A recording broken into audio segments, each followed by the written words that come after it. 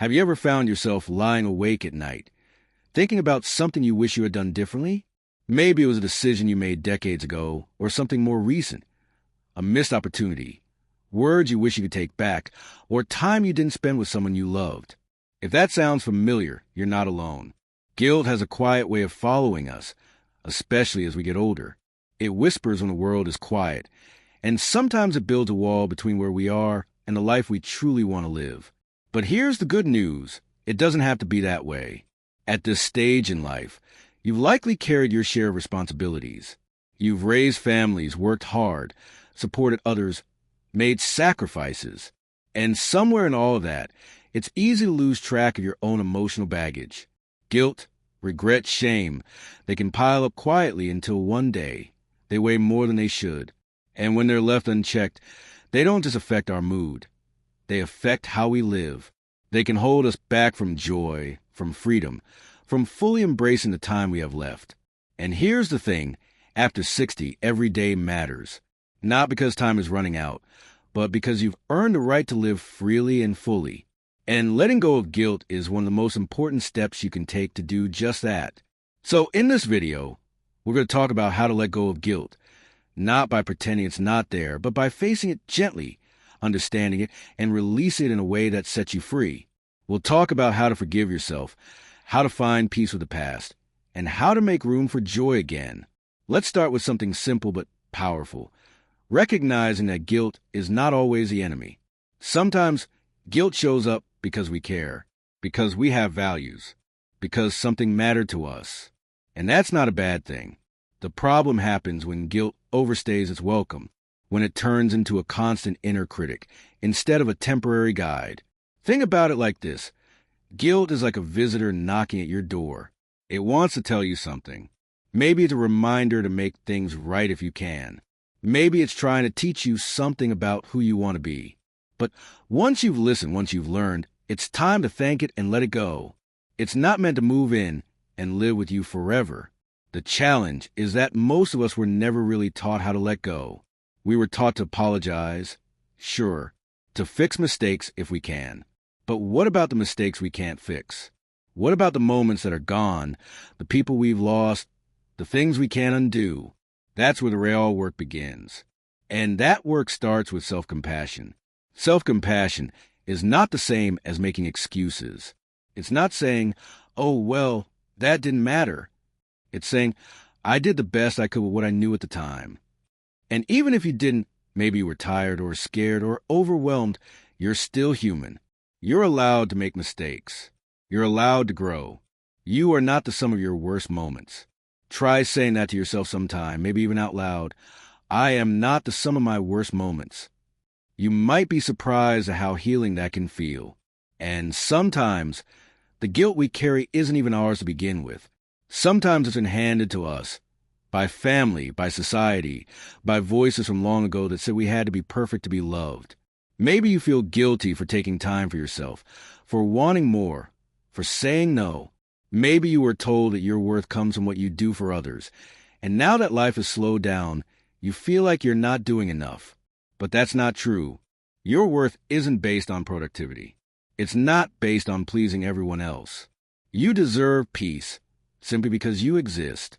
And if you've hurt someone in the past, if there's something unresolved, that doesn't make you a bad person. That makes you human. And while you can't change the past, you can choose who you want to be now. Maybe you can reach out. Maybe you can write a letter.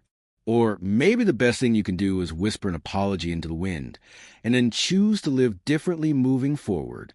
Living fully means giving yourself permission to feel joy again, to stop punishing yourself, to stop carrying a burden that no longer serves you, because guilt, when held too long, doesn't make you better. It makes you smaller. And you were never meant to shrink. You were meant to expand, to breathe deeply, laugh loudly, love freely. Even now, especially now. So take a moment. Close your eyes if you'd like. Think about one thing you've been carrying for too long. One regret. One piece of guilt that's been sitting in the background of your life. Can you hold it gently? Can you talk to it like a friend? Can you tell it that you understand why it's there? But it's time to let it go. You don't have to do it all at once. Letting go is a process. But every small act of forgiveness, every kind thought you offer yourself, is a step toward freedom. Now that we've opened this conversation and gently started looking at where guilt comes from and how it affects us, let's continue by exploring how to release it in meaningful ways and what living fully can really look like after 60. So now that we've opened the door to self-compassion and started recognizing that guilt isn't meant to define us, let's talk about what it really takes to release it and start living more fully. Because once we stop carrying around that heavy emotional baggage, something incredible happens. We begin to notice the beauty in life again. We make room for laughter, for peace, for purpose. But here's something that surprises a lot of people. Sometimes we hold on to guilt because it's familiar. Strange, isn't it? But think about it. If you carried guilt for years, maybe even decades, it can feel like it's become part of who you are. Letting it go can feel like letting go of a piece of yourself. And for some, that's scary. It's like asking, who will I be without this guilt? The answer is you'll be free. You'll be someone who has learned, someone who's grown, someone who no longer needs to pay for the past in order to deserve joy in the present. So let's begin that process by talking about forgiveness. Not just forgiving others. That's a whole journey in itself. But forgiving yourself, that can be even harder. Because we tend to hold ourselves to impossible standards. We say things like, I should have known better, or I can't believe I did that, or I'll never forgive myself for, and we think that punishing ourselves will somehow balance the scales. But here's the truth. Punishment isn't the same as healing. You don't become a better person by beating yourself up. You become a better person by understanding yourself, learning from your past, and then choosing to move forward with kindness and strength. Try this. Think of someone you love deeply. Maybe it's a grandchild, a close friend, a son or a daughter. Now imagine they came to you and confessed something they regret, something they feel ashamed of. Would you scream at them? Tell them they're unworthy? Of course not. You'd probably pull them close, tell them that they're human, and that it's okay to make mistakes. So why don't we speak to ourselves that way? That's where the shift begins. You start by changing the way you talk to yourself. Replace that harsh inner voice with a softer one that says, I did what I thought was right, or I've grown since then, or simply, I deserve peace. You can write these words down. Say them out loud. Whisper them in the mirror if that's what it takes. It may feel silly at first, but it works, because the way we speak to ourselves shapes what we believe. And here's another piece of the puzzle. Living in the present. Guilt lives in the past. It keeps replaying old moments like a broken record. But the more we anchor ourselves in now, the less power that record has over us. Every morning you wake up is a chance to do things differently, to be the version of yourself that your younger self needed.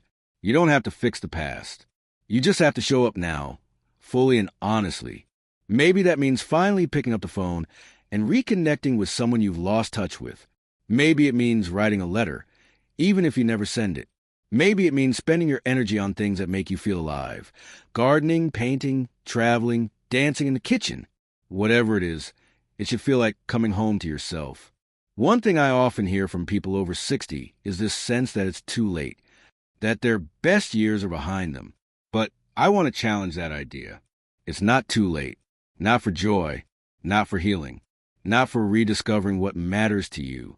In fact, this stage of life can be the most meaningful if you let it. You've already lived through so much. You've gained wisdom, perspective, strength. Why not use that to live intentionally? To wake up each day and ask, what would make today feel good? That's not selfish. That's survival. That's choosing to live on purpose. Sometimes, guilt is tied to grief. Maybe you lost someone, and you keep thinking about what you wish you'd said or done differently. That's one of the hardest kinds of guilt, because there's no way to go back. But even then, healing is possible. Try this. Write them a letter.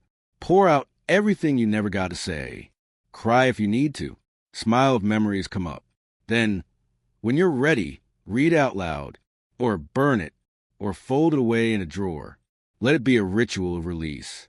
The person you lost, whether a parent, a spouse, a friend, they wouldn't want you to carry that pain forever. They'd want you to live, to honor them by making the most of the time you have. And living fully doesn't mean forgetting them. It means carrying their love forward without the weight of regret. Another powerful tool is community. Sharing your story with someone who understands, whether it's a trusted friend, a support group, or even an online forum, can be incredibly freeing. When you realize you're not the only one who's made mistakes or felt shame, it softens something inside. We heal in connection. We grow in community. And remember, healing doesn't always come in big, dramatic moments. Sometimes it comes in the quiet, in sitting with your morning coffee and letting go of the need to be perfect, in watching the sunrise and deciding that today you'll be gentle with yourself. That's enough. That's powerful. You don't need to earn your place in the world. You already have it. Now, let's keep going, because there's one more piece of this journey we haven't touched yet. And it just might be the most important one. The choice to not just let go of guilt, but to replace it with something beautiful, purpose, presence, and joy. Because once we clear the space where guilt used to live, we open the door to something far more powerful, meaning. And isn't that what we're all really searching for? A sense that our days count for something, that we're still needed, still contributing, still connected to the heart of life. After 60, after 70, even beyond that, purpose doesn't retire. It just shifts, it softens, and often it deepens. But before we talk about what that purpose might look like for you, let me say this. Living fully doesn't have to mean making huge changes. It doesn't mean starting a business or writing a memoir or traveling the world, unless that's what calls to you. Sometimes, living fully means finally allowing yourself to rest. It means giving yourself permission to enjoy the small, quiet things that you may have overlooked before, like watching the birds at your window while sipping your tea, or finally taking that walk without rushing to get somewhere, or laughing with your grandkids and realizing that this simple moment is your purpose today, and that's more than enough. Now, here's something that can truly transform your daily experience. Start choosing joy on purpose. It sounds simple, but most of us are conditioned to wait for joy to show up naturally, like it's a guest that might come around if we're lucky. But joy isn't passive.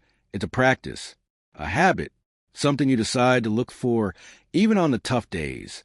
You can ask yourself each morning, what's one thing I'm looking forward to today? Even if it's something small, especially if it's something small, because those tiny sparks of joy added together are what build a life worth living. And the more you focus on them, the less room there is for regret to take up space. Let's take it one step further. How about turning your past pain into something that serves others?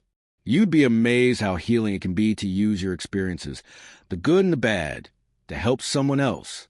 Maybe there's someone in your life who's going through something you once went through, a younger friend struggling with their self-worth, a neighbor who just lost a loved one, a family member carrying guilt of their own. You don't need fancy advice or perfect words.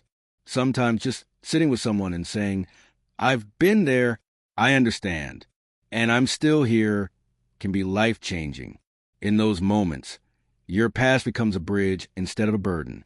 It becomes a very thing that connects you to someone else's healing. And in doing so, it heals you a little bit more, too. You might also consider creating a personal ritual to symbolize the release of guilt.